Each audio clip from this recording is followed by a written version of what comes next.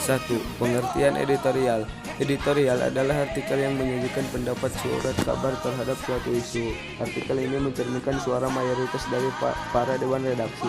Dewan redaksi surat kabar terdiri dari editor dan manajer bisnis.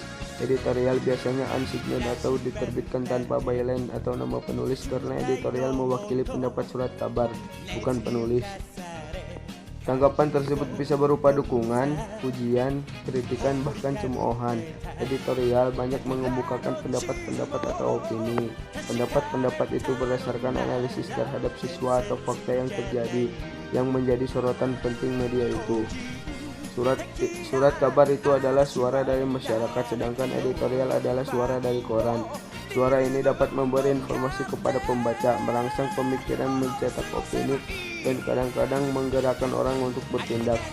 Umumnya editorial menawarkan solusi spesifik untuk suatu masalah yang tengah dirasakan. 2. Fungsi editorial atau tajuk rencana. Fungsi editorial mempunyai dua fungsi. Yang pertama, menunjukkan solidaritas kepada masyarakat, dan fungsi yang kedua adalah menjelaskan kepada masyarakat mengenai peristiwa tertentu agar berita tersebut tidak sekedar menjadi isu atau kabar burung, tetapi menjadi laporan peristiwa yang mempunyai bukti atau data yang akurat. 3. Macam-macam editorial berdasarkan isinya. Berdasarkan isinya, editorial bisa dibedakan atas 4 jenis. 1. Editorial yang menjelaskan atau menginterpretasikan sesuatu. Model ini sering digunakan untuk menjelaskan cara media tersebut menutupi subjek atau topik yang sensitif atau kontroversial. Terkadang model ini juga dipakai untuk menjelaskan situasi-situasi baru yang berlangsung di seputar media tersebut. Misalnya, editorial pada surat kabar sekolah akan menjelaskan peraturan-peraturan baru. 2. Editorial yang mengkritik. Editorial ini menghadirkan kritik terhadap tindakan, keputusan, maupun situasi yang sifatnya membangun, sembari menyediakan solusi bagi masalah yang diidentifikasikan. Tujuan praktisnya ialah mendorong pembaca untuk melihat masalah, bukan solusinya. 3. Editorial yang persuasif. Berbeda dengan tipe sebelumnya, editorial ini bertujuan untuk menyoroti solusi, bukan masalah. Umumnya, pembaca atau institusi tertentu, biasanya pemerintah, akan didorong untuk mengambil tindakan spesifik yang nyata terhadap suatu masalah. Pernyataan politik seringkali menjadi contoh editorial persuasif yang baik. 4. Editorial yang memuji.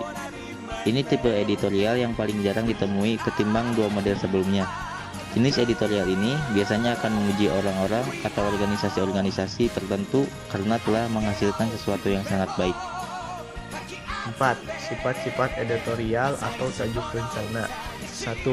Krusial atau gawat dan ditulis secara berkala, tergantung dari jenis terbitan medianya. Misalnya media massa harian atau daily, mingguan, weekly, dwi-mingguan, bi-weekly, atau bulanan, monthly. 2.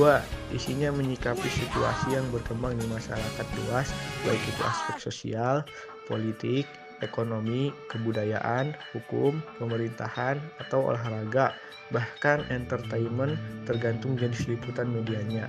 3. Memiliki karakter atau konsistensi yang teratur kepada para pembacanya terkait sikap dari media massa yang menulis tajuk rencana. 4.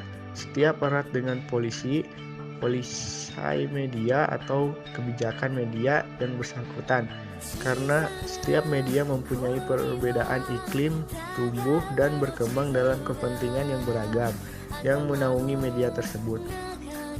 Karena merupakan suara lembaga, maka tajuk rencana tidak ditulis dengan mencantumkan nama penulisnya. Seperti halnya menulis berita atau features, idealnya tajuk rencana adalah pekerjaan dan hasil dari pemikiran kolektif dari segenap awak media. Jadi, sebelum membuat tajuk rencana, terlebih dahulu diadakan rapat redaksi yang dihadiri oleh pemimpin redaksi, redaktur pelaksana, serta segenap jajaran redaktur yang berkompeten untuk menentukan sikap bersama terhadap suatu permasalahan krusial yang sedang berkembang di masyarakat atau dalam kebijakan pemerintahan. Setelah tercapai pokok-pokok pikiran, dituangkanlah dalam sikap yang kemudian dirangkum oleh awak redaksi yang telah ditunjukkan dalam rapat.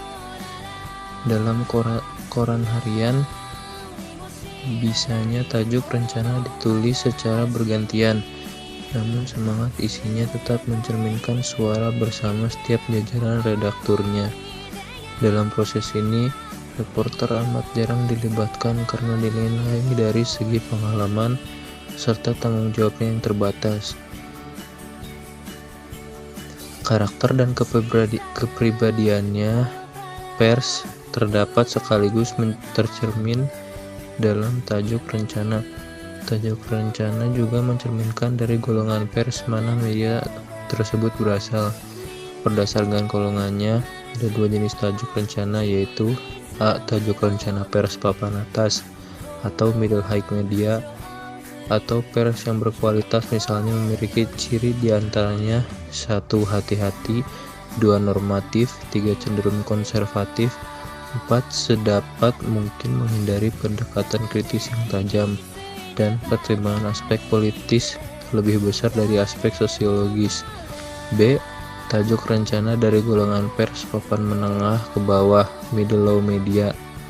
Berlaku sebaliknya, ciri-ciri tajuk rencana pers skala menengah adalah 1. Lebih berani, 2. Atraktif, 3. Progresif, 4.